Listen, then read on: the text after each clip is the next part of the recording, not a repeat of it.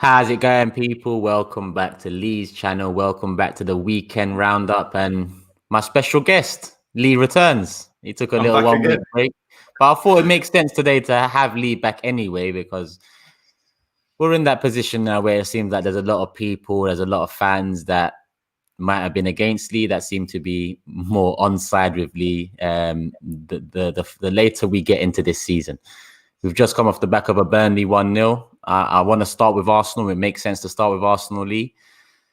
Let's start with Granit Xhaka, though. Yeah, let's just start with Granit Xhaka and how many times he's let us down now. He's got a 3-game ban, Lee. January's round the corner. What would you do if you was manager of Arsenal Football Club with Xhaka now? If I was manager, he wouldn't have been here anyway. This manager begged him to stay when he was going to Germany, bruv. Like, he put his arm around him and said, "You can stay. I'm going to integrate you in the team, etc. You've got a future." If I was manager, he wouldn't be here. And if I was manager now, I'd bin him. Yeah, we've said for years, man. We've said for a long, long time, this guy has not got it. Yeah, he'd look wicked. He'd look great in Italy or Spain because you get more time on the ball. Here, it's too quick for him, man. Yeah, look at the way Dwight McNeil just sat him up, bruv. Like, and that's typical Xhaka. What happens? You get done by the man, and then you do something rash to try and stop a breakaway, which I suppose at certain times you could say is taking one for the team. Yeah, but we're doing that at 0-0 at home to Burnley, bruv. Like, come on, man.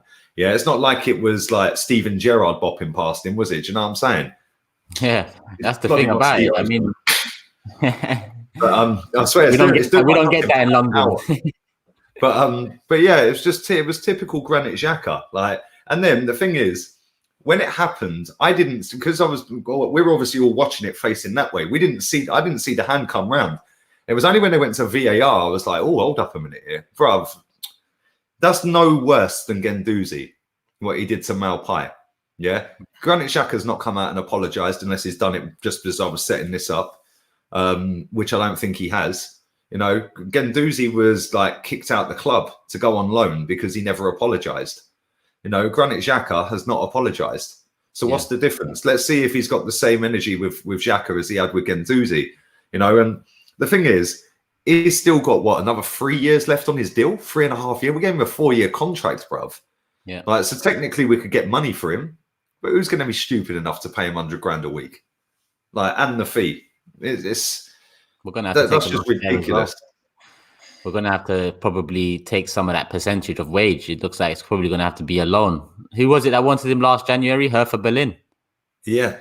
And this is the thing. Look at the level of club that came in for him. With all due respect to them, it ain't quite the Atleticos and Real Madrids and Bayerns, is it?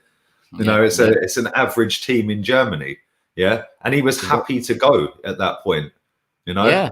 Yeah. If there was anything about him in terms of being a central midfielder, he was moving into the prime years of his life. He was unhappy at Arsenal. The fans weren't happy with him, and the only team that came in were Hertha Berlin. That speaks volumes, you know. If that central midfielder had anything about them where a top team could see some quality, they would have swooped in. That was the time to do it. You know, what better time to do it? Same way we swooped in for Oba at Dortmund. You know, we utilized the problems that was going on at that club to grab Oba, and what a signing that was. But when you look at Xhaka on the chopping board, essentially open for business, and Hertha Berlin are the only ones interested. And then you've made it back into the side. Rob Holding on the verge of a Newcastle move. But he's starting for us this season. And you mentioned Arteta begging Xhaka to stay. And I've mentioned that before. And I said, you know me, Lee, I try and look at the bigger picture. And I thought to myself, why would he do that? Maybe he was in a position where he was told he doesn't have the funds for a midfielder, or he doesn't have the funds for enough midfielders that he needs. And maybe that's why he put his arm around him and decided that he needs to stay. But when this happens, you know, I expect you to be a bit more angry than you was in the press conference. I know a lot of people said that he did say it's unacceptable, and he did. But when he's approaching the Pepe press conference with a face like this, really hung him out to dry as well. Double standards, mate. And we didn't lose that game. And we drew against Leeds, didn't we? Yeah, we went on to lose this one. So, and that's the thing. I think like I've looked at it a lot of times in the last couple of weeks, and I thought like I actually quote tweeted it earlier. It was about Maitland-Niles. Maitland-Niles did an interview. I think it was for a Europa League game. It was one of these Zoom calls like for the press conference before the one. I can't remember what game it was. He's played 5 minutes of football since then, and that interview he was defending Mesut Ozil. He's played 5 minutes of football since in the Premier League. What did he say about Ozil? Let me see if I can get my tweet up quick. He said something like, "We back him." Hang on one sec. I remember he was that. I think the second Europa League game he was there to do the press conference or to do an interview. The second or first maybe. So it was early on. So you're right. It might be in line with that, where his opportunities have come few and far between. He did. He's literally somebody tweeted it out. Where is it? And said that he's played. There we go. Right. Maitland-Niles has started zero games and played 5 minutes of Premier League football before yesterday, when he made this comment. And they've quote tweeted Football Daily's video footage of him in a Zoom press conference. I think it was Europa League by the looks of it. And he says, "We're behind Mesut. We're a team that is always going to be that was always going to be the case as a team." Maitland-Niles, when he was asked about the Mesut Ozil admission from the Premier League squad. Since then, before yesterday, he's played 5 minutes of football and not started a Premier League game.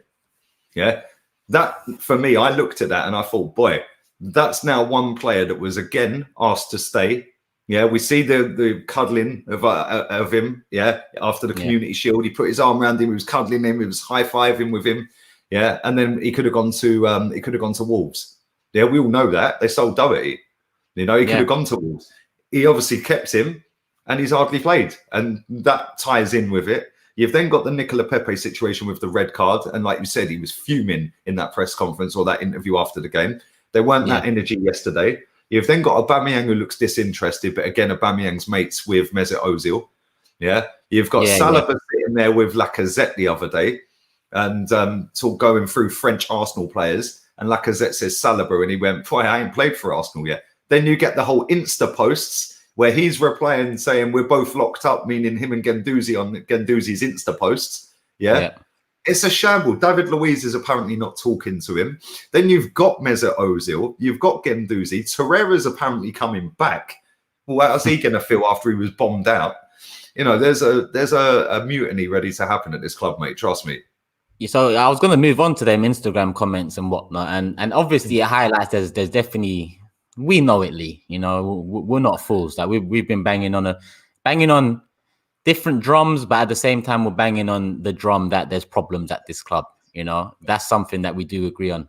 But when you look at Arteta and the decisions made, like the Ainsley Maitland-Niles one, for example, Cedric coming in, Willian, do you put that all on Arteta, or do you look at Raul, Kia, and the agent link? And because I do, for some of the transfers, I don't know for sure, but I look at it and it makes more sense that Cedric and Willian came in on the back of Kia. But Arteta did come out and say Cedric's our best attacking fullback. So if he is our best attacking fullback, we're lacking an attack now.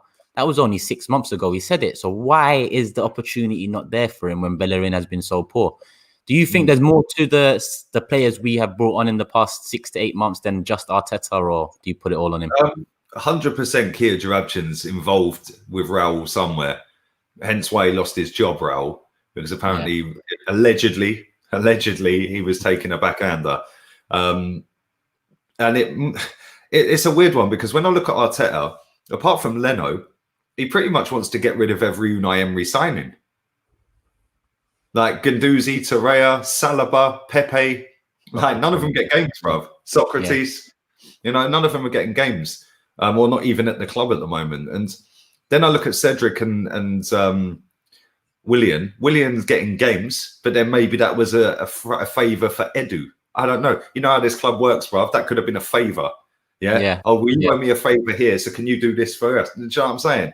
And then I look at Cedric. For me is a weird one because, like you said, he made them comments. He played really well on Thursday night. Yeah. And I thought, do you know what? You got to start at the weekend, mate. But deep down, I knew he weren't going to start. And he weren't even in the squad. Madness. And then he brings Maitland-Niles on for Bellerin, which was pretty much like for like anyway, isn't it? Really. Although Maitland-Niles is a better player in my opinion, but it's still a right back for a right back. And I put a lot of this on the manager, but I also stick a lot of it on the people above, because I said this, I was on the football terrace with Terry earlier, and I said this, right? If you look at the Saliba situation, his call, yeah, that's his choice, Arteta, but they've backed him to do that. Torreira and Guendouzi, they've backed him to do that. Mesut Ozil, he's said it's his choice. We know he's lying. Yeah, but again, that's another decision. Then you look at the fact he sold our best goalkeeper. They backed him to do that. There's 5 things straight away without any incomings. He's been backed, in my opinion, more than Unai Emery and Arsene Wenger in his last couple of seasons at Arsenal, because they've allowed him to do a whole lot more with that squad in terms of breaking certain sections of it up, ditching players, bringing players. Yes, they're not the greatest players that we've brought in, but Thomas Partey, he brought him in. Gabriel, he's brought him in.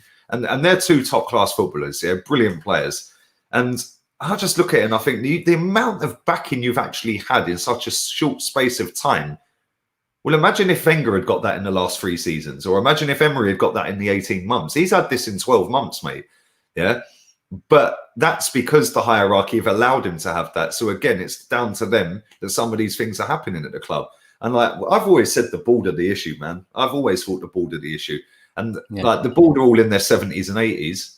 The owner, who I personally think is Josh, I don't think it's Stan. I think it's Josh. It's like he owns it officially, but that's yours, mate. You do deal with that, yeah? He's the same age as me, pretty much. Late 30s, early 40s. Edu's early 40s. Arteta's the same age as me. So you've got an old board with 3 youngsters that are no experience. Well, Arteta's never been a manager. Edu's never been in that job role ever in his life at club level. Yeah. And Josh has never owned a football club. Yeah, it's true. Yeah, you're right. A soccer club. It's a soccer club to him, obviously. Yeah, it's mad.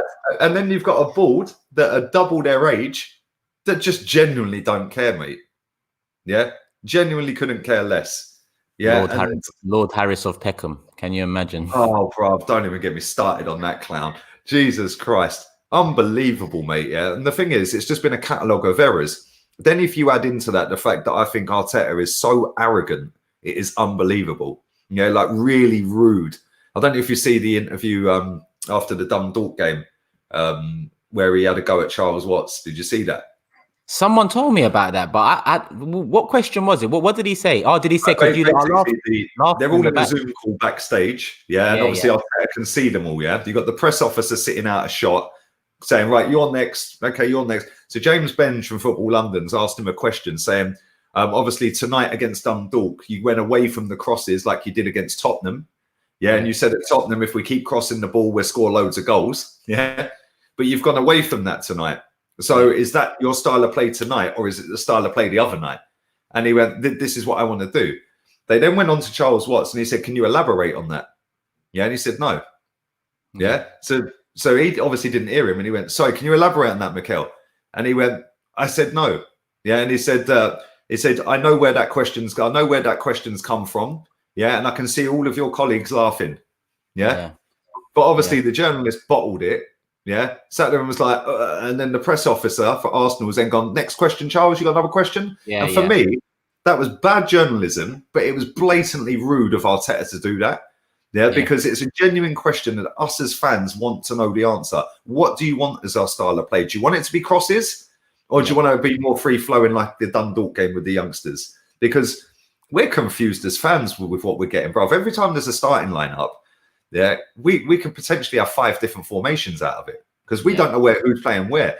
And that ain't acceptable. And these journalists, for me, are the link between us and them.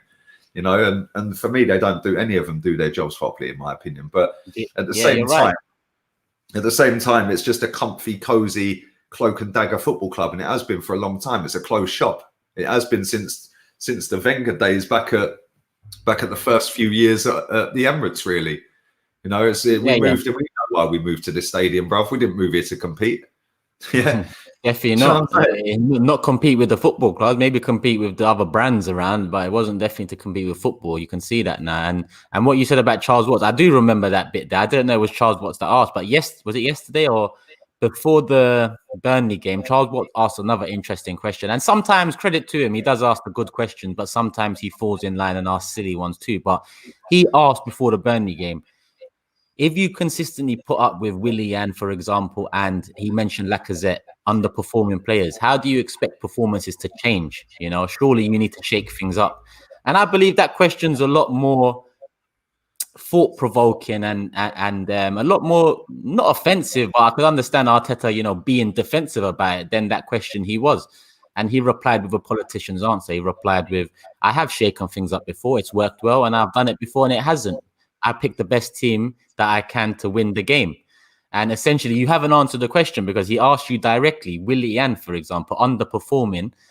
So maybe now is the time to be a bit ruthless. I think he's learning on the job, Lee, and hence why you saw one reaction for Pepe, another reaction for Xhaka. I think after the Pepe one, he received criticism, so he thought, let me be a bit more lenient on Xhaka. But he was on the other end of the spectrum. He was making excuses for him. So that must even make Pepe feel... Then that problem brings disharmony because Pepe's probably sitting there thinking, boy, I got hung out to dry at Leeds and we drew. Yeah, you know? Exactly. And all of a sudden... He then speaks to Guendouzi. He then speaks to Saliba. That's now 3 of them on side. Yeah, albeit one ain't here. Then Lacazette's probably in the mix as well. All the French guys sticking together. Then Aubameyang's probably going, boy, this is crap. I ain't even getting any service. Yeah, so that's 5. Then you got Ozil, 6. Ozil's going to get Kolasinac and Mustafi and Xhaka on board straight away. Come on. That's now 9 players, bruv. Yeah, and all of a sudden, I'm telling you, I think he is so arrogant, man. I've seen some of his interviews and he just sits there like he's the shit, bruv. Yeah, and thinks he's the bee's knees. And bruv, that's all well and good if you're Sir Alex Ferguson. Yeah, and you can sit there and say, yeah, or Pep or Jose. Yeah, when you've won fuck all as a manager other than an FA Cup. Yeah, and you won hardly anything as a player. Who even are you? Like to sit there and have that arrogance. Like sometimes, yes, it works. You can come in with a swagger. I get it. But bruv, when you've done next to nothing as a player in terms of trophy haul, and you've won 1 FA Cup, which let's be real here, Wigan won and got relegated. We've won and we're close to relegation at the moment. It's crazy, isn't it? It's mad. It's crazy. We've got a super chat here from Aslam. I'll stick to the last one. They've recently been watching your content and just want to say we should get the Southampton manager. He works on a small budget. Class manager. What do you think about Hassan Hutul, Lee? 100%. 100. Do you think he's got enough about him that will allow fans to give him time and not be in the same boat we are in 12 months later? Yeah, I do. Because I think he kind of put Leipzig on the map. Yeah, and then he comes to Southampton and listen, any big club are getting a 9-0 pumping. Yeah, he would have been sacked. He was lucky it was Southampton, with all due respect to them. Yeah, they're not the Man United's, Arsenal's, Chelsea's, Liverpool's. So, and the funny thing is, he never changed his style of play. Even though he got pumped 9-0 in that game, he said, nah, mate, that is my style of play. And you could see what he was trying to do. He plays a lot with Che Adams and what's his name? Danny Ings up front together. And I think, like, if you got him in, although I don't particularly rate Lacazette, maybe we could get that Lacazette-Abba partnership going again that Emery had. You know, because they were scoring goals. They were doing well together. They were loving life. They were doing their little handshakes and all that one. Now they just look bored, bruv. You know, and then not only. But you know what's worrying, Lee? You know what's worrying, yeah? And you're my guy, so I'm gonna tell you. But it's something I can't see from other fans. You see, with this Laka-Oba thing, it's something we've given enough chances to. It's just that with Laka, he hasn't tainted himself as much as Bellerin or Xhaka. Now, if let's just say Hassan Hutul come in, or let's just say it's a Ten Hag, or even let's just say it's an Eddie Howe and Allegri, whoever it is, imagine in the summer he makes that decision to keep Lacazette and goes into the season with Laka and Oba, gives Laka a new contract, but he doesn't make it work. Those decisions, because we've been taking the piss out of for so long, Lee, as Arsenal fans, every time a decision is made like that, if it goes south, it's another 4 years we've got to wait to fix it. Yeah. I know, mate, you're spot on with that. And the thing is, that's why I would take him, though. Because I don't think he would keep Laka. He'd keep him for now and he'd get a tune out of him, perhaps, yeah? And I think that if you look at the type of player he's got at Southampton, if you put Southampton's first 11 next to ours is better, yeah? There's a reason he's third in the table and smashing it. Yeah, because every single player he's got in his 11 is a player that is going to do very similar to Leeds United. They are going to press the life out of you. Yeah, they're going to run their socks off, and you have to run further than them and harder than them to beat them. The same with Leeds. When Chelsea beat Leeds the other night, they were the first team to outrun them in 2 seasons, bruv.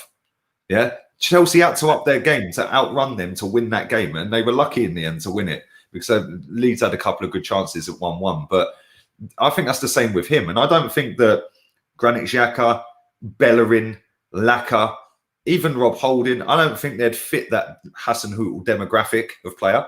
Saliba, I think, would. I think Maitland-Niles perhaps would. Whether they're both going to be good enough, who knows? Is Maitland-Niles actually that good? We don't know. We hardly see him.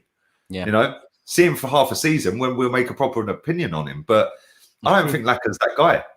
I don't think he'd work under that manager. But for now, I reckon he'd get a tune out of it. And the thing is, that's another thing I want to say just very quickly on Laka. I blame the manager for fucking him this season. He scored 3 and 3 in the first 3 games of the season. Yeah, we then had international duty coming up, and we had Sheffield United just before that. He benched him. Yeah. He's just scored at Anfield a week earlier. Yeah, West Ham the week before that, and Fulham the week before that. He benched him. He's not got international duty. He don't play for France. We come back from that, and he stuck Willian up front of Man City. Since then, he's disinterested. Yeah, you're right. And he got dropped for Eddie Nketiah, right? It wasn't even like he got dropped for Oba to be moved up front, which we can understand. It was dropped for Eddie. And I think we all know that Eddie... listen, if you're a realistic Arsenal fan, you have to know that someone like Eddie Nketiah has no long-term future at the club. So I think as fans, especially me and Lee, we're fed up with trying with some of these players. And I think you're right. The 3 games, I didn't look at it at the time because I looked at it as Arteta trying to get the best out of the attack. But look at what's happened since. Look at how much we've fallen and in need of goals. I think we've scored 2 goals in 2 months. Hey, forget it. That's probably more goals than points over the last 2 months as well. So it's crazy. it's actually crazy. By the way, Aubameyang's Burnley's second top goal scorer this season. I saw that. I can't believe it. At least he got a goal from open play, people are saying. But Gunner Station, you reminded me. Mate, Gunner Station. Appreciate you reminding me because I did want to touch on this too. Thank you for the super chat as well. I appreciate it. And I'm going to go through questions, thoughts, and everything. People, obviously, when I mean, there's 1,600 people watching. There ain't even 300 likes. You absolute rats! And make sure you subscribe to Turkish's channel. The link's in the title. Come on, I'm not going to call you guys rats, but you're scurrying. And you ain't hitting the like button.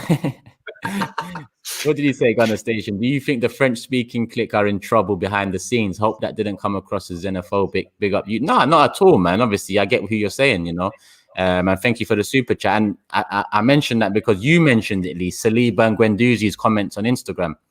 Now, first and foremost, it stinks of disharmony in the dressing room. It stinks of losing the dressing room and whatnot. But putting the manager aside for a second and looking at it in isolation, Lee, do you think Saliba and Guendouzi are right for commenting in such a way? Let's just say there is a manager in charge that you actually like, who's under pressure. I just feel like 2 teenagers that have barely played 50 games between them for the club, or Guendouzi has, but we don't know much of them. But they can talk with their chest on Instagram and put the club into disrepute, Arteta's position further into disrepute, and he is under pressure at the moment, so people won't dwell on that. But if it was a manager we all liked, don't you think that's wrong of them to do that? And don't you think that shows that the club is rotten from top to bottom now? A new player can come in and think within 3 months they can talk shit, and he's only 19 years of age. How do you look at that? Like, am I wrong for looking at it like 100? 100. Listen, I sat when somebody said it to me because I didn't know what happened. I sat there and went, fair play, out the lot of them, out them all. Yeah, because I want them all outed. I want to know what's going on at this football club. I want to know why Guendouzi feels like that, why Saliba feels like that. Is it the manager, or is it somebody above the manager saying, no, you ain't picking Saliba? Yeah, Guendouzi, we're getting rid of him. Yeah, not your decision anymore, Mikel, because we know that he didn't make the Ozil decision. So did he actually make the Guendouzi decision and the Saliba decision? He sat in his press conference the other day and he was asked about Saliba and he said, yeah, he's ready to play. The very next question, he said, but we're considering loaning him out. I didn't get that. Yeah, that made no sense to me. So, yeah, but this is where journalism in this country is dead. Nobody questioned him on it and said, "What do you mean?" Because they get kicked out, bruv. Yeah, and for us as fans, that told us a lot, but it told us nothing. Yeah, it said that he's ready. You know, then when you see him sitting there with Laka saying, "Yo, I haven't played for Arsenal yet," and when he was talking about French players and that, yeah, with Laka, and and he said, "Well, I haven't played for Arsenal, so it don't count." He clearly wants to play. Yeah. But there's something, I don't know. Like for me, I think that Laka, I think that Abba, they've got a massive, massive pull on that dressing room. Yeah. Because of their friendship, because of who they are, because of the stature of their name in the game and stuff like that. Yeah. You know, and they've been here quite a while now, both of them. So they are going to get respect from some of the others. But when you see the highest paid player be bombed out, and he's been here, I think he's only the longest serving after Bellerin, Mesut Ozil, and he just gets bombed out. See you later, you're gone, bruv. Yeah, you know, as much as I want that to happen and I want him gone, I would have just bombed him out the club. Yeah, let alone just stick him, not play him, get him out, pay his contract off. Yeah, because then you have got that issue out the club. He can't cause dramas with the other players because he ain't there anymore. You know, but I look at it and I think that's your high. Well, it was the highest paid. He's sitting on Twitter, just being a cheerleader these days. Yeah. You've then got Aubameyang arguing with Tony Kroos online on Twitter. Yeah. That's now 700 odd grand's worth of wages every week and their Twitter accounts. Yeah. Neither of them are doing it on the pitch. One because he can't get in a squad, and the other just because he can't be asked by the looks of it. Then you've got Guendouzi and Saliba and Pepe all in that Instagram post. To be fair, Pepe didn't really do anything. Yeah, he was just like, "You're always online. You're always commenting." Yeah, and he was like, "Yeah, in it." Yeah, it's like you're always commenting. But now that's like Pepe, Guendouzi, you know, Aubameyang, Ozil, and I'm looking at that thinking like maybe they are a big influence on these youngsters, and they see that Aubameyang's arguing online. They see Ozil sitting online, chatting all the time about buzzing up and being, you know, he knows what he's doing, Ozil. Yeah, maybe they can sit there and think, boy, Granit Xhaka fucking told the fans to F off. He's got back in the team. Yeah, I can do what I want. Maybe Guendouzi feels hard done by because of that situation. And then what happened to him? Yeah. Maybe. Is that him? Is that Arteta? I'm not 100% convinced it was Arteta that got rid of him. But if it was, then it is on him. Yeah, because but then the club have backed him to do that. And this is where it's all wrong, Turkish, right? To give a guy that's never managed, that's the same age as me. And listen, if you're old enough, you're good enough, whatever, if you're young enough, whatever, yeah. But to never have managed a club before, and this board of directors and this owner know the state that we're in, and to give it to this guy, get him Thomas Partey, get him a couple of other players, Gabriel, brilliant signings. He's mismanaged Thomas Partey straight away, and then pushed him back on the pitch the other day. That was shocking. I was fuming, mate. And they have allowed that to happen. So for me, I said this the other day. It might have been today, actually. I think it was yesterday. I said when Arteta finally gets sacked, Edu and Vinay can go with him. Yeah. I'd rather them go out. David O'Leary should be in the position Vinay's in. That's my opinion. I put David O'Leary in there. Go and get Mark Overmars and put him in Edu's position. Because he's experienced in that position and he knows the Arsenal. Then go and get the boy from Southampton, Hasenhüttl. Go and get him. And then you've got a proper Mr. Arsenal at the top, the ultimate Mr. Arsenal. Only Adams can rival him. Then you've got Mark Overmars, legend. Cult hero, whatever you want to call him. At the director level or technical director level. And then you've got a nice, bright, up-and-coming manager that's risen up Leipzig in decent attacking football and has got Southampton third in the table. Come on, man. Look at the state of their squad compared to ours. That's what I'd do. And then with the level of investment that we have had over the last 2 or 3 years, we're second in the world on net spend in last 3 years. I saw it. Us and United are top in the league. league. Man United have beaten us. And like, I know you're on the owner's case and I get it. I totally get it, bruv. He can sack all of these dickheads, right? But he don't care. We know that. Right? What I will say is if you gave this Hasenhüttl the 200 odd million quid or whatever it is that we've spent in the last 3 years, and you gave him, say, 100 million of that in the summer, add into the fact that Ozil's off the wage bill, Socrates, Mustafi, they're all gone. There's 600 grand saved straight away.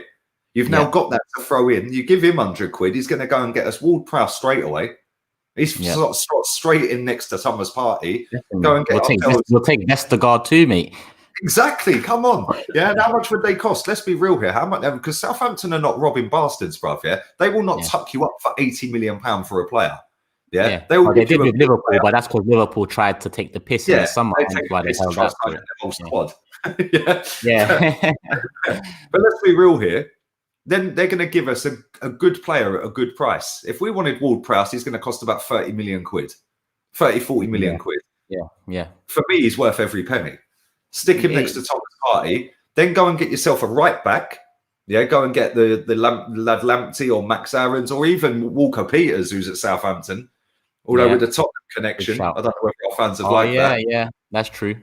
I think he's on loan anyway. I might be wrong, but then you go and get yourself a centre back. Maybe put Saliba and Marie as your centre backs with Gabriel.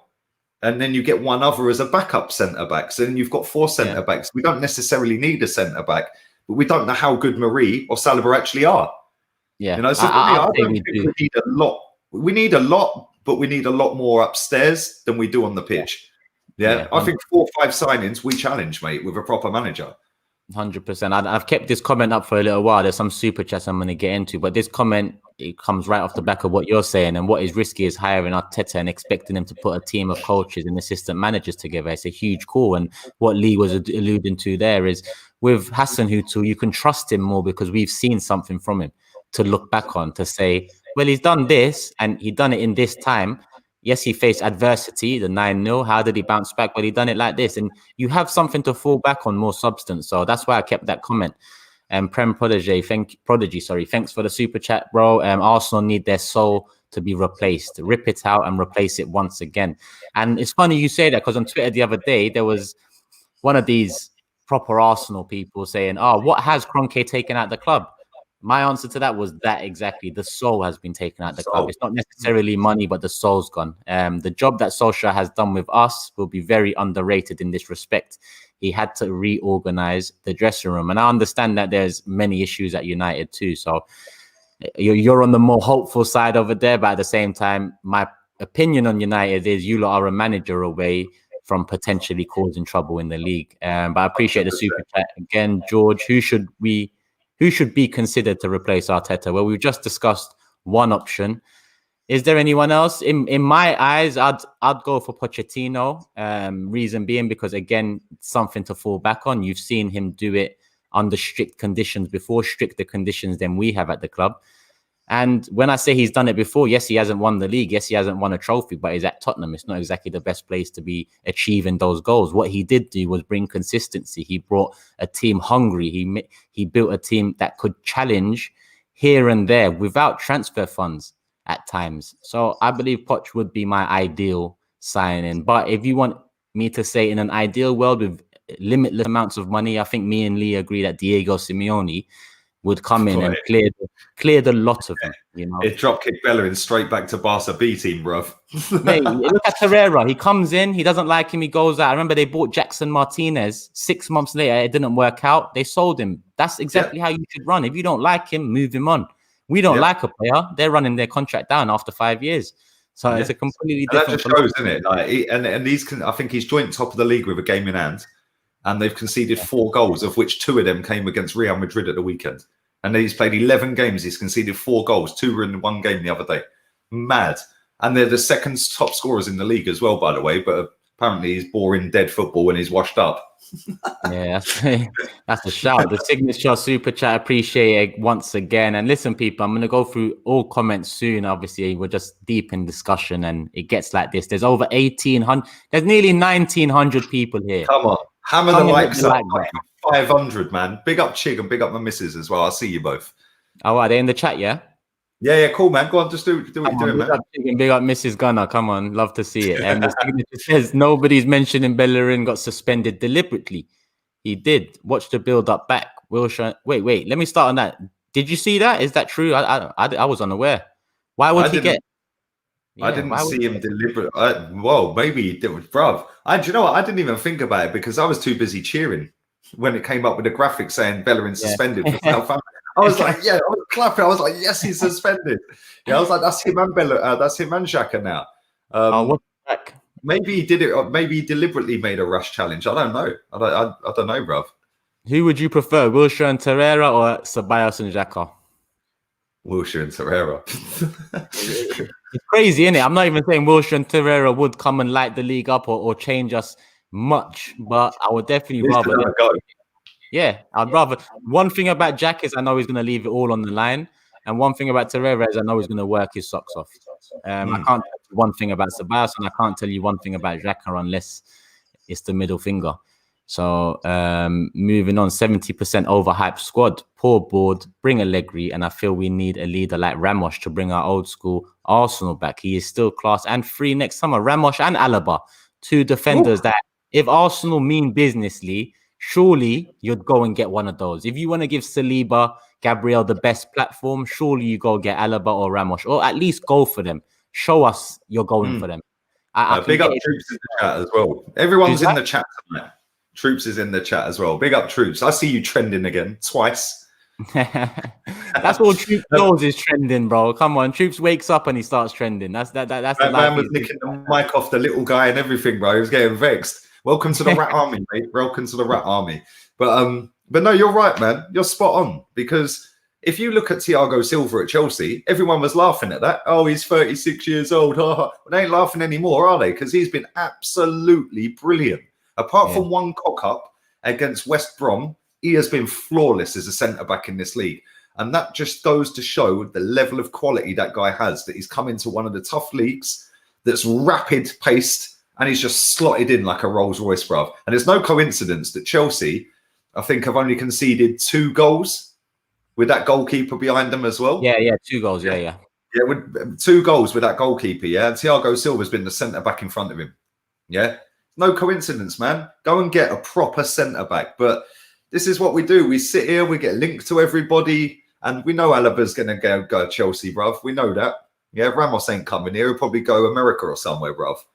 Yeah. So I'm saying, why would any top player come here?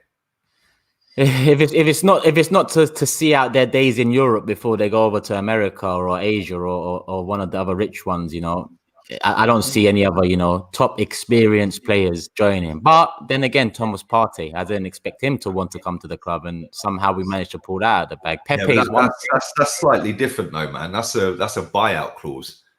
True, so once you trade that, he has a decision to make, doesn't he? Yeah, but he still wanted to. So I thought to myself, well, surely he is that ilk of player that if he don't move to us, he might move within the next 12 months to a team better than us. I just thought Thomas Partey was unachievable. You know, I didn't see it happening. It happened. I'm happy about it. But as you can see, even bringing in players that we look at as maybe unachievable or ungettable, they're not going to fix the side alone. We need many of those sort of players before we can start fixing the side. People are calling for us to get Troops on. I don't know if Troops is available, but if he is, Lee, just send him the link. And if he wants to jump on, he can jump on. But we'll see, because he might be busy over there. Zara might be pissing him off again, and he might have to take the mic. With that mic one day, trust me. Trust. That's the next thing. That's the next video that comes out. Yeah, where we'll see RIP Zara, and it'll be Troops doing it with the mic, bro. The way he nicked that, bro, my man's face was like, what? It's so swift, just tap. He just took it like clean. Yeah, that's what he'll be saying. No, that was the trooper, bro. Not, you know, he's like, innit? Saying Troops is trooper back again. Arteta is more of an Everton player, and Everton never considered him to be their manager. So why did we? Hey, someone's been watching my AFTV interview. But if you haven't, obviously, it's easy to say why we should be better than this 100%. And I said this on AFTV, Lee. I don't know if you saw it, but I said, listen, at the end of the day, I've got no allegiance to Arteta. Look back 12 months. Everton needed a manager. We needed a manager. Arteta is more an Everton legend than he is an Arsenal legend. In fact, he's not an Arsenal legend, so he's an Everton legend. But they didn't even show interest in him. They looked above and beyond him because they want bigger, better. So that's why I always come down to the board, because do I trust them to get it right after Arteta when they've shown me how many times they can get it wrong? I don't. But I understand now that it's becoming untenable again.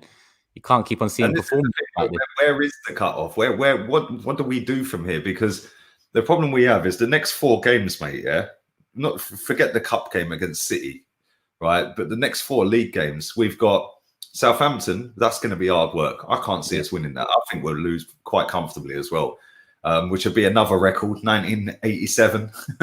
Yeah, since they last beat us at home in the league. And it'll be a second record after that because it'll be 5 straight home defeats, which we've never done before in our history. So yeah, and then after that we've got Everton away. Are we going to win that? They beat Chelsea at the weekend. That ain't easy, bruv. And then we've got Chelsea on Boxing Day. God blimey, we're done. Yeah, R.I.P. Hector Bellerin. And then the 4th game, 29th, we got Brighton away. Last time we went there, we lost. That was their only league win this calendar year, and they end the year with us again. Yeah, well, nice way to wrap it up. Of a point at all out of any of them 4 games, mate.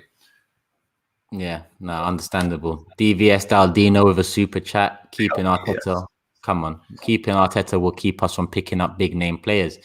A lot of players join clubs due to the manager's pedigree and success.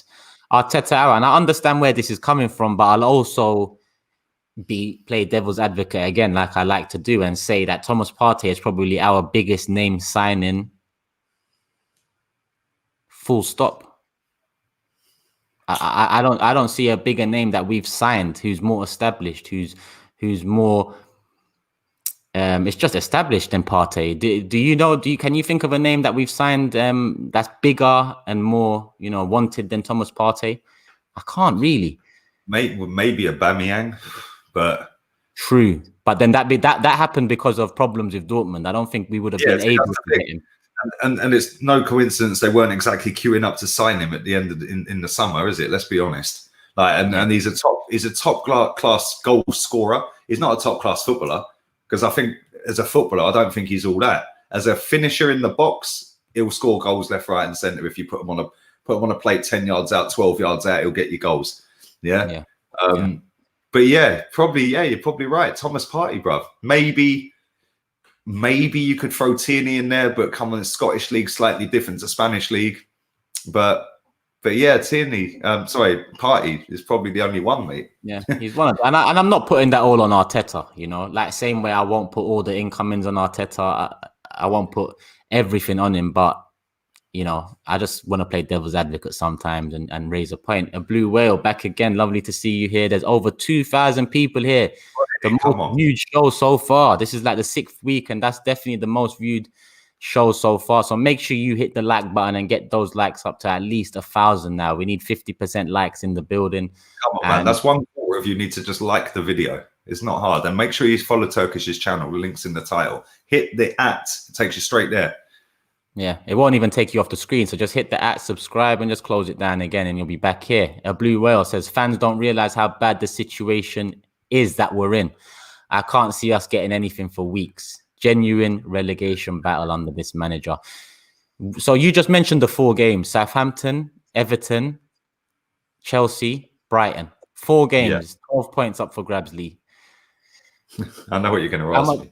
How much do you? Yeah, I'm going to have to answer the same question. So let's have a quick think. How do you look? How do you?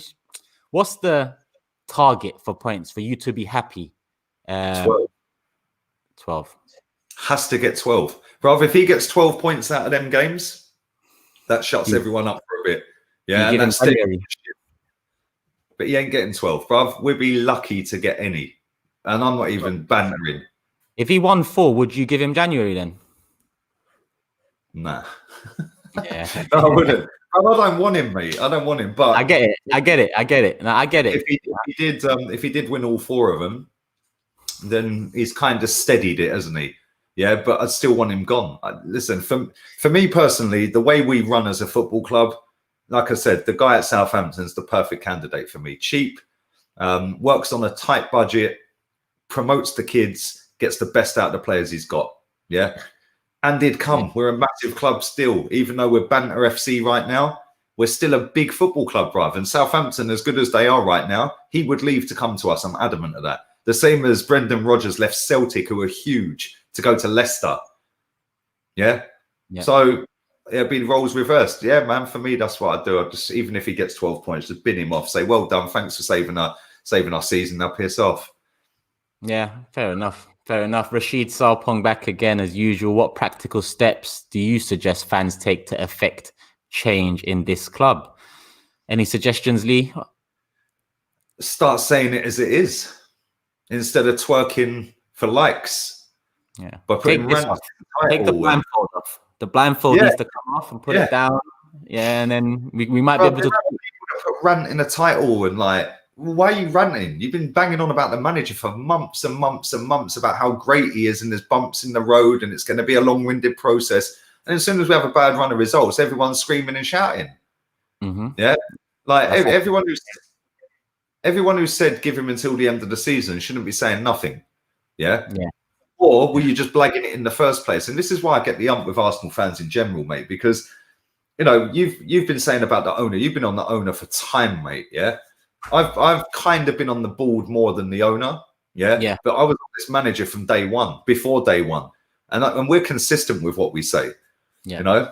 And then that's the problem. You've got journalists, you've got ex-players, you've got big accounts, you know. You've got YouTubers that just don't say it as it is. They just flip and flop whichever way the direction of the traffic's coming, mate. Yeah, and that is why we get held back, because somebody made a great point the other day. He said the board don't get any pressure from the owner, but they also don't get any pressure from the fans. Yes, so the board are sweet. It's true. You're right. You're right. And as soon as they do get some pressure, something changes. But another puppet. As soon as the fans start pressure on "We Care Do You," and I see your tweet, I was cracking up, bro. Yeah. Where are they? Knock, knock. Because someone needs to open the door. It's about time. How many games are we going to throw away before? Soon as everyone was on it, that account came out of nowhere. It got a blue verified account, and Josh Kroenke sends an open letter or an open interview. Yeah? They get that and go, hey, we've done our job. We'll fold that away.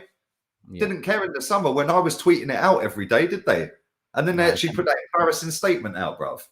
Did you see under that tweet I did, there's a lot of comments underneath it, but under that tweet, someone posted a screenshot of a DM that We Care Do You sent them when they asked about whether they're going to protest against Kroenke the summer just gone. And the DM, the reply back from We Care Do You was, sit tight, we're going to bring in some great players and we're going to get rid of a few players. Now, that tells me that they got communication with the club, which is the goal, because for a movement, you need communication with the club to be that middleman from fans to corporates to the bigwigs in the club.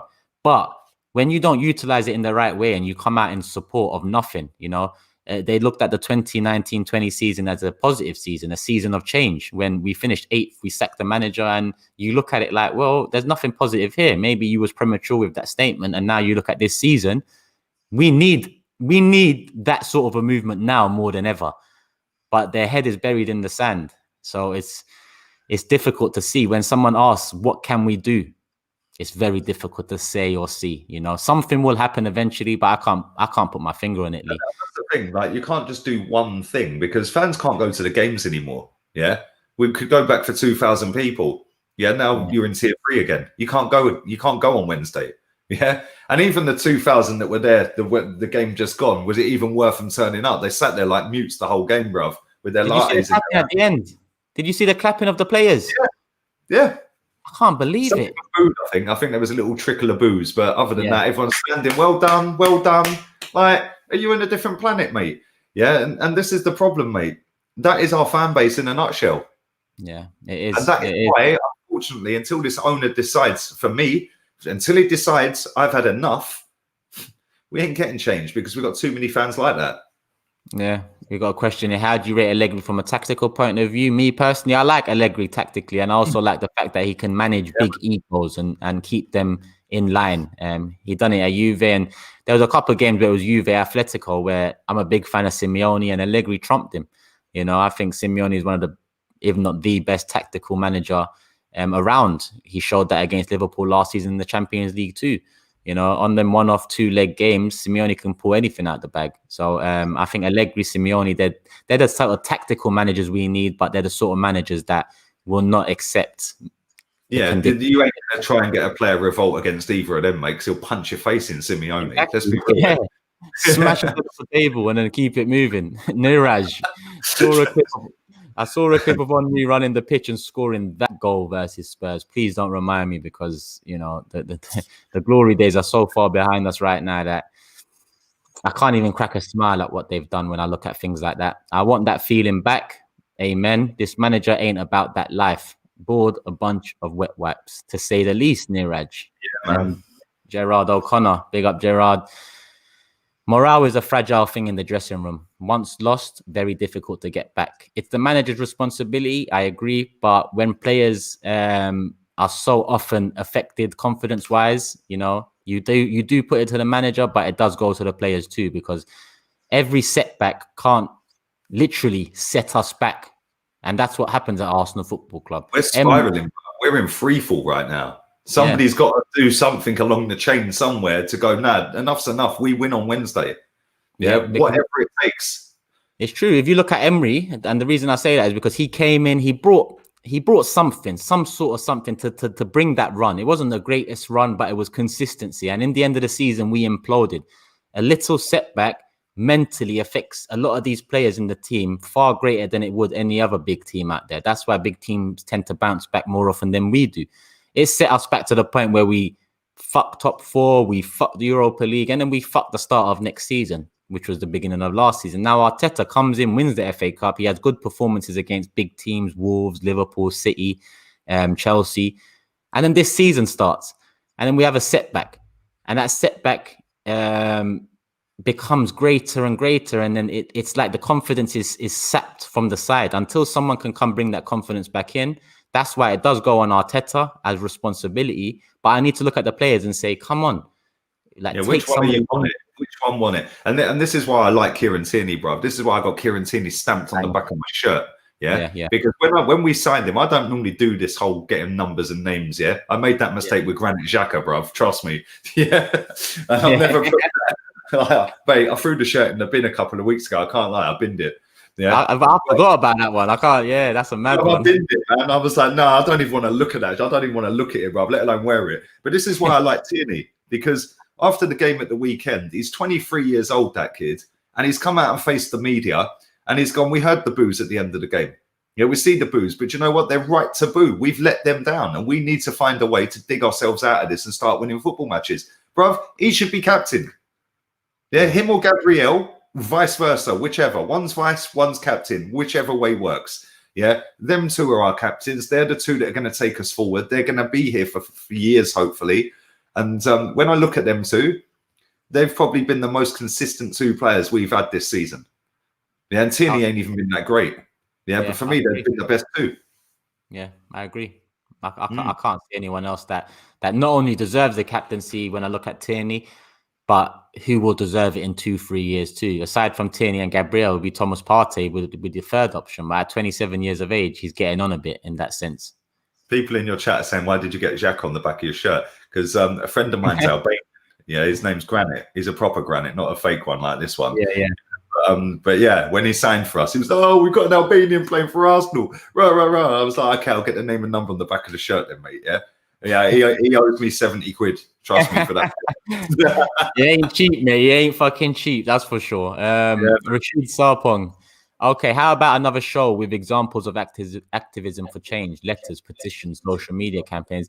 To be honest, Rashid and anyone else in the chat, I have got some ideas. I'm working behind the scenes on some things, and hopefully it is the right way, the right time, and it picks up a lot more traction than the last one. But I am thinking my mind is in overdrive, and hopefully sooner rather than later, something is not announced, but something comes in the pipeline. Frank or Arteta, Lee?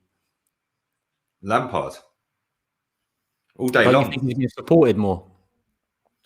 In terms of money spent, 100% he has. Yeah, he's spent, what, 200 million quid? We spent 80? Do you think Frank would do better in our situation now? 100%. If you look at it, right, I said this earlier about trophies.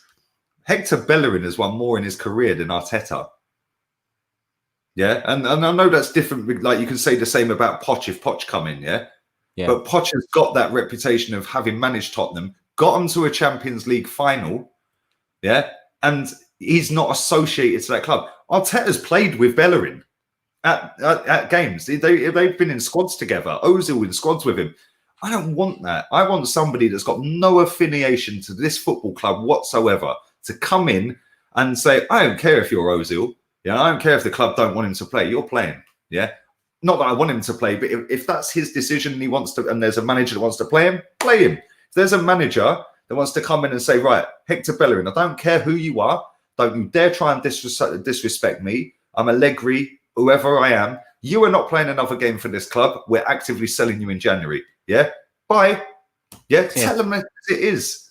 Yeah. But Arteta ain't got that. Arteta's trying to be friendly with these people, but at the same time, he's trying to be the pep, the arrogance, the swagger. You ain't about that life, mate. Go and do it for 10 years, 15 years and consistently win stuff. Then come back and have another go. It's all well and good doing that at a lower league. When you're doing that with prima donnas, bruv, running around getting paid millions of pounds to kick a ball in the Premier League, you are asking for trouble. Yeah, we've seen bigger managers fall by the wayside and lose dressing rooms because of that. Jose at Chelsea is the perfect example. Definitely. That's why I say, sometimes it's easier to bring in a manager that's actually achieved something. Then you can look at it and say, well, listen, he faced the bad patch at this club at this time, and look how we turned it around. But with Arteta, you don't have that substance to fall back on. And that's why I say I'm fighting a losing battle in terms of trying to direct people not from Arteta, because now what I do ask is when people eventually see the back of Arteta, because it looks like it's going to happen. It doesn't look like things are going to change. All I can ask is for people, and I know there's a lot of people in here, the Rat Army especially. All I can ask for you guys is to remain grounded. Yeah, you might see it as a success, but we need to remain vigilant, pressure on the board, and following Arteta. If we do unite and align a bit more as a whole, I think we can move in the right direction and hopefully demand some change in some way, shape, or form. 100%. Neftali, super chat leader. Go on, sorry. Sorry, I was just going to say, listen, it will be a victory if we get rid of him because we all want him out in this chat and pretty much everyone. So I will be smug with it when he gets sacked. Yeah, for just that one stream, right? Then it'll be back to right. Now the board need to go and pick the right guy. Yeah, we need to see decent guy come in. Yeah, we need to make sure and I want somebody at this club to come and say to us and put a statement out, whether it be Josh, whether it be Stan, whether it be any of them dickheads on the board, whether it be the technical director or Vinay. Somebody needs to come out and tell us what the forward thinking is for the next 6 months. Yeah, from now to the end of the season. We're not going to sack him, or we're going to, I know they're not going to stick it on him and say he's got 3 games to save his job, but if they are going to keep him, they need to come and tell us they're keeping him. And then we as fans have got a decision to make. Yeah, if we can go back to games, we either go, fuck your games, or we just go, do you know what? I ain't watching them for the rest of the season then. Fuck you. Yeah. Exactly. Some honesty. Direction it is. Yeah, we need some honesty. I think it's well overdue now. You've lied to us for so long. You've taken the piss for so long. And you've tried many different ways for so long. So now come out, and if you make that decision to whether to keep Arteta or let Arteta go, regardless, tell us what is next. Tell us what you plan for January, what you plan for the summer, and what you plan for the next 2 years. And then at least we have targets. And if shit does go wrong, we can look at the targets you told us, not be excited, targets, and we can say, well, look, you told us this, it's not happening. So what are you going to do about it? At the moment, they're far too quiet, and it's sad to say, Lee, the substitute, love the class you held on the football terrace earlier. Tapas needs to pull and Ole, but only to buy time. 8 points and consistency is key. And as Lee says, subscribe to Turkish, link in the title, but smash the like button, people. Say that again, Lee?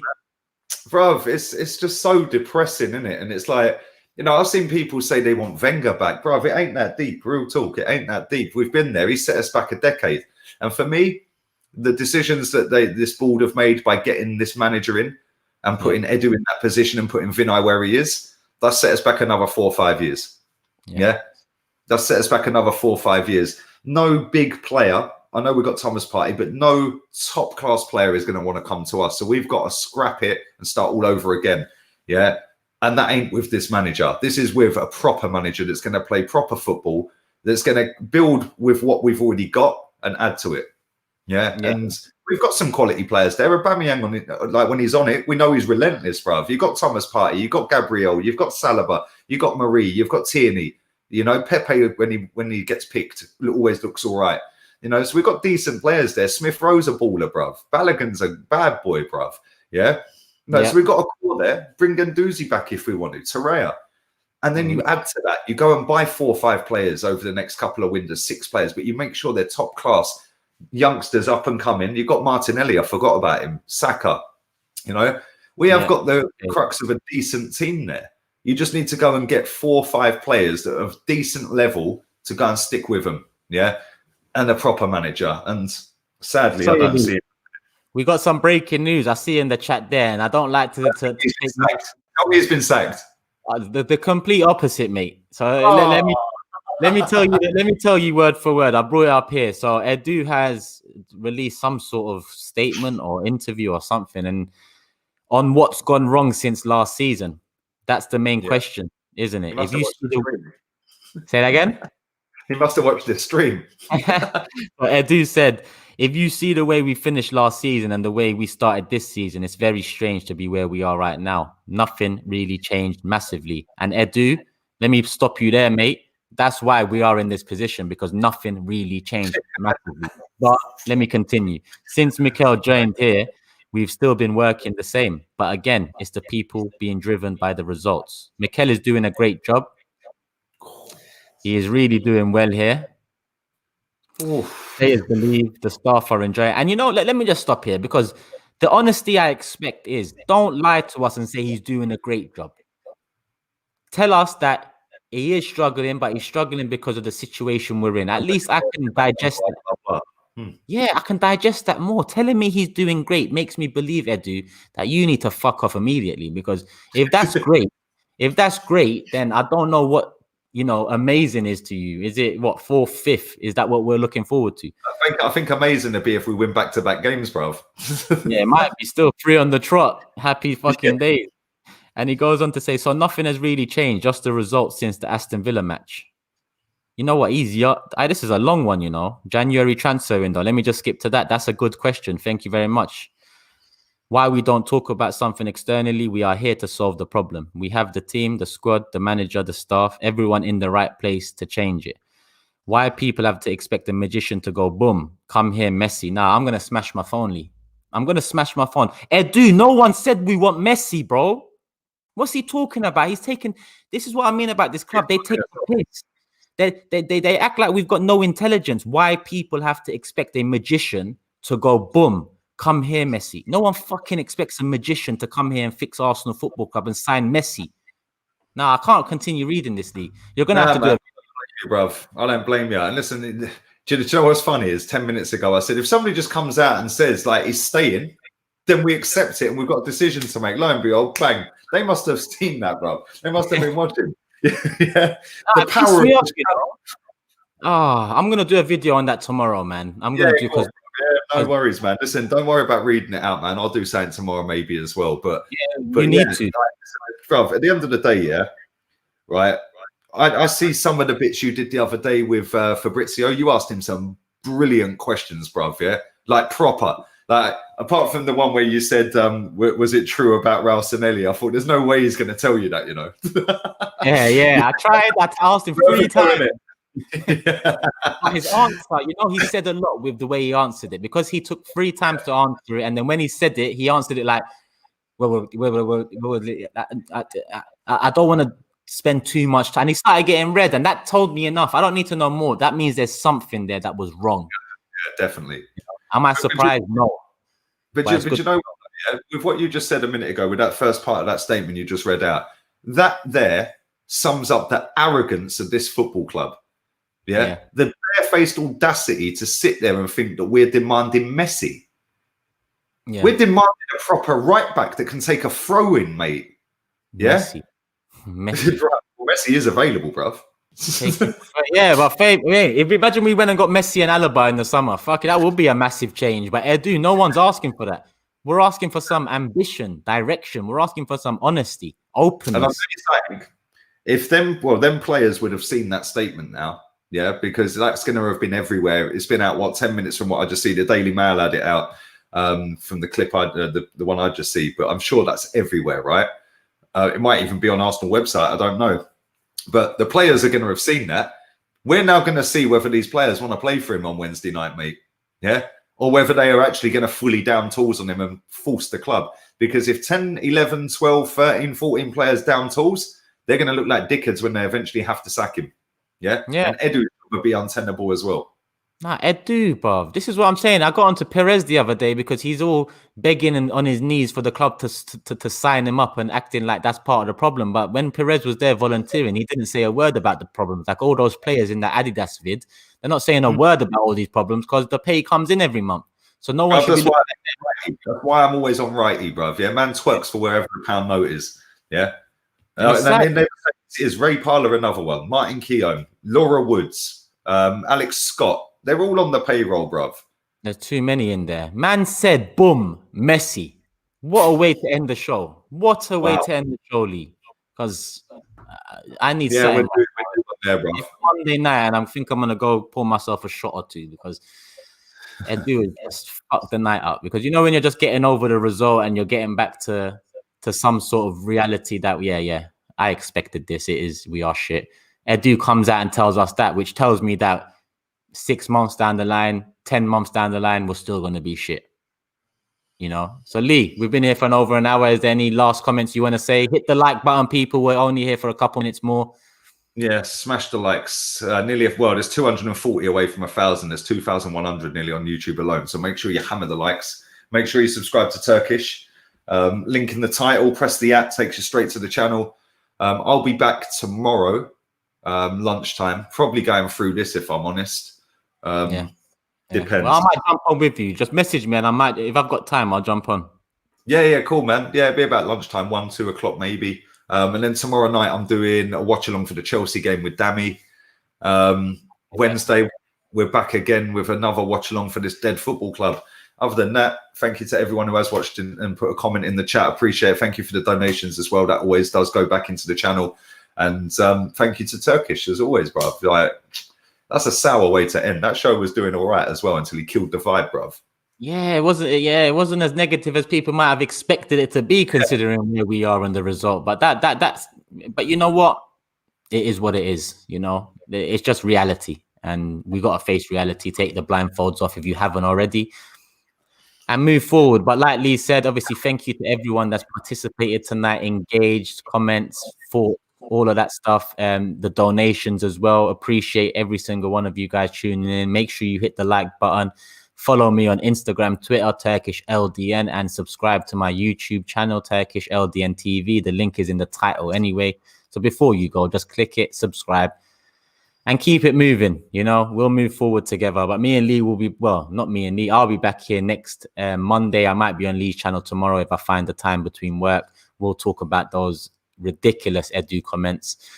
But if I'm not there, then I'm sure Lee will keep you guys entertained as always. Right, Army? I'm out for the night. I'll see you guys next Monday. Take care, Lee. Everyone out.